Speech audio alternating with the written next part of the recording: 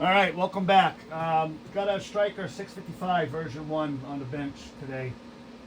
Just picked it up this morning from a gentleman that we just did an install for down in Massachusetts. Complaint was the signal coming in was very scratchy and garbled up, and the talkback was squealing, which the talkback, he said, squealed from day one, okay? So we're going to have a look at that. I think I already know what the problem is there. We went down, we checked everything out, we pulled the truck outside, checked everything out, put another truck across the parking lot. The gentleman talked on the radio, and we discovered that the end of the coax going into the back of the radio was faulty. And he had one of those cheapy truck stop coaxes that you buy that have the removable PL259 on it. And that's the second one in the last 2 weeks that we've had to deal with having problems. With the one today, when the gentleman across the parking lot in the truck would talk, I would just wiggle the coax in the back of the radio, and it would go from bad to worse, bad to worse, bad to worse, okay, as far as the reception went. And then the one 2 weeks ago, we didn't try that because we didn't have another radio in the parking lot to try that out with. So with we just put the antenna analyzer on it, and we could see when you wiggled the end of the coax, it would go from a good SWR to like a 6, 7, 8 SWR. So from good to worse, just by wiggling the end. So that could be a bump could put it into its good mode, or a bump could put it into its bad mode, okay? So with the one a couple weeks ago, we just put a new end on it, got him by. He's coming back for a complete install. We'll put some good quality coax in there with soldered ends on it and get him straightened out. The one today, we just did a complete install, ripped that stuff out, threw it in the garbage. And I know a lot of you guys are probably running this stuff, and I know it's very convenient to run it through the truck because you can do it yourself. You don't have to worry about knowing how to solder the ends on and all that. If it's working for you, good, it's working. But eventually you're probably going to have problems with it. And I think the biggest problem that people have, I'll just show you real quick with an old piece of coax, okay? The biggest problem is with trucks that have a tight cubby hole where the depth of the radio is pushed right up against the the front of the headliner, above the windshields, and or some of the older 379 Peterbilts, for instance, which was what we worked on today. And when we worked a couple of weeks ago, that was a 389. So that they put a little bit more space on the newer trucks. But the older ones, the 1990s versions, if you didn't pull the radio far enough forward, I say forward, but into the cab of the truck, towards the driver of the truck, and you didn't pay attention to how you put your bracket in, we've dealt with it a million times, is that when you push the radio, put it up into its bracket, the radio's right at the windshields, and a lot of guys just, they squeeze the coax in there, and it does this, okay? Because it's right up tight against the windshields, okay? So that's not good. That's where you're going to have failure. Especially with those removable ends, it's going to cause you problems. You want your coax coming out of your radio fairly straight, and then do a turn. So you guys that have the 379s, if your coax is pinched up in there, take the time and pull that plate down and re-drill and remount the radio a little further forward. Okay. Whatever, use a block of wood to lower it down, whatever you got to do to get that radio a little further away from the windshields will definitely help with keeping the coax from failing over time. Or you can get a 90-degree angle connector to put on there so the coax is coming straight in, from the side. But a lot of those are junk too. So if you buy it at a truck stop, I've seen many of those, you can't even tighten them up. Okay, the threads will not even go down tight enough to keep it from wobbling around and, again, causing problems.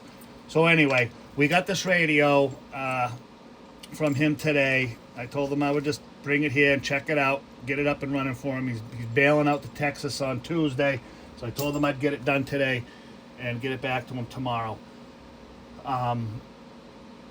So radio purchased locally. Okay, I'm up here in New Hampshire. This was a locally purchased radio, and you know, the joke in the hobby is all knobs to the right, all knobs to the right. Everybody wants to crank their knobs to the right, whether they're running an amplifier, radio. Everything has to be turned to the right to get all the magic watts out of the radio or the amplifier, whatever it is. You're just asking for problems, okay? And let me show you exactly what's going on with this radio, okay? So we're going to turn the power all the way down. We're going to keep the mic gain cranked open and just show you a couple things here where you're getting buffaloed, okay? To put it kindly, all right? We're going to put the meter on average power, okay? So on low power, that's it, there's your talk back squealing. Shut that off. That was my service monitor was turned on also, so that wouldn't have squealed probably if the service monitor wasn't on, but it is what it is. So low power, okay? Put a 50-watt slug in there. We've got the 250 in there right now to show you what the high power is on it. So there's your 50-watt slug, 5 watts of dead key on low, which is too high, okay? So we'll show you some average power, okay? So it's showing average power, swinging out 3 or 4 watts above the 5. Hello, brega. So about 9, from 5 to 9 on average power, okay? That needle really shouldn't be moving that far, maybe a watt, okay? But to get that, you know, to get super duper average power is not a great thing. So all these guys that are claiming they're getting, you know, all kinds of watts on average for you, the radio's been modified, to say the least, okay? So we're going to try this again. Let's just see what it swings out. Hello, brega. Burying the 50 at a 5-watt dead key, okay? I'm going to put the 250 back in there. Let's see what it's doing. This is the other good indication to prove that your radio's been cranked, because I'm going to guarantee you this thing's going to do exactly what it does on high from a 5-watt dead key. This radio was not designed to do that. Some will. The 447 HPC2, that's a kick-ass little radio. That thing will do some swinging and still be nice and clean. But these radios were not designed that way. So there's your 5-watt dead key. Hello, audio. Swinging right out there up over just a shade over 70, okay? On low. Now we'll go to high. We'll show you the high dead key with a I'm going to go back to the smaller slug, the 50-watt slug, okay?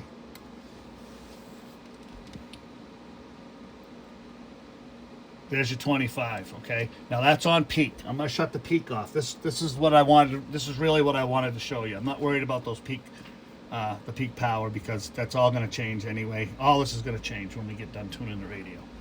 So here's your 25-watt dead key on high. What I want you to watch, the average power on high, okay? Hello. Okay? It's going backwards, okay? That's the MOSFETs are just oversaturated, okay? They can't put out any more. They're basically shutting down, okay? So by cranking the radio, the radio's getting less performance, okay? Now the peak is still going to be 70 watts on high. It's still gonna crank those fake watts up to 70, no problem. Which this radio should put out about 60, 65 at the most, okay? Some put 60, some 65. All depends on the radio. They're never, ever the same, okay?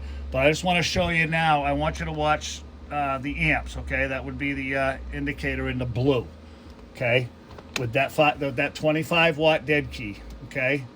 She's pulling 6.3 amps, okay? We'll send a tone into it. it dropped just about a full amp. All right, that should not drop a full amp. That should either stay the same or increase just a little bit. It might decrease by 50 milliamps, but it should really remain right at, what was it saying, 6.2? It should stay right in that general area as far as the amperage draw goes, whether under modulation or not, okay? So another good indicator that the radio's been cranked, okay? And as a lot of you guys know, even the guy that was here a couple weeks ago, he admitted it. Everybody keeps telling me to turn the radio down when he had it on high. It's too loud, it's distorted, I can't understand what you're saying. Well, that's what you get. You get the distortion, okay? So, and we'll just show you that just so you can compare, because I know there'll be people comparing everything as they do. We got the queens out there that have to do their thing. So anyway, there's your 25 watt dead key, all right? And we'll throw a tone into it.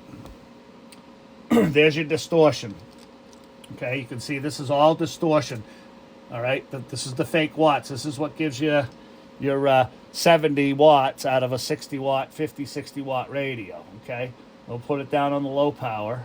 Okay, it's still getting all kinds of distortion because it's putting out dead key in 5 watts, swinging 70.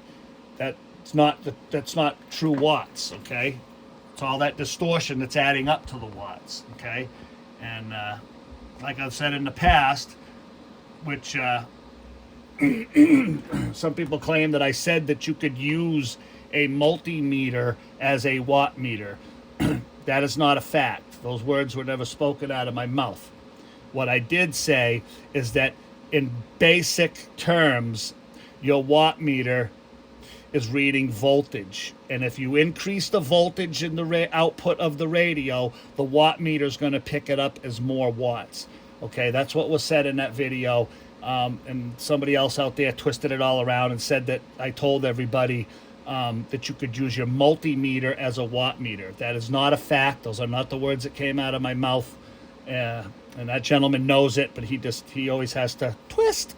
So anyway, but that's what I wanted to show you. A radio that's been cranked is not performing as you think that it is, the way that they told you it was. They show you the watt meter, and everybody gets all warm and fuzzy because it's all kinds of watts. But those watts are dirty watts.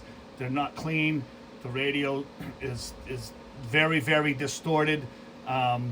I wouldn't call it a splatter box because I've got that set out to 2.5 channels above and below the modulated frequency, and that distortion is still down 30-40 dB, which is plenty down below your adjacent channel.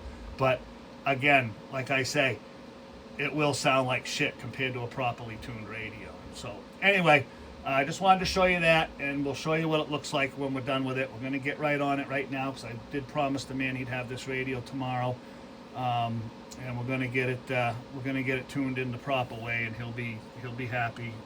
He'll have a complete all new setup: antenna, coax, all stainless steel, bracket and stud for the antenna, all weatherproofed. Okay, we weatherproof all of our coaxes on the outside. Everything is weatherproofed, weather tight.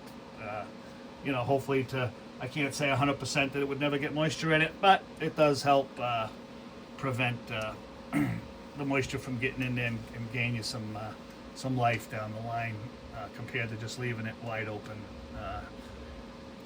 in the hurricane. It's out there hanging off the mirror. So anyway, like I said, we're gonna get this thing fired up and get it tuned in the proper way, and we'll show you that video when we're done. Thanks for watching.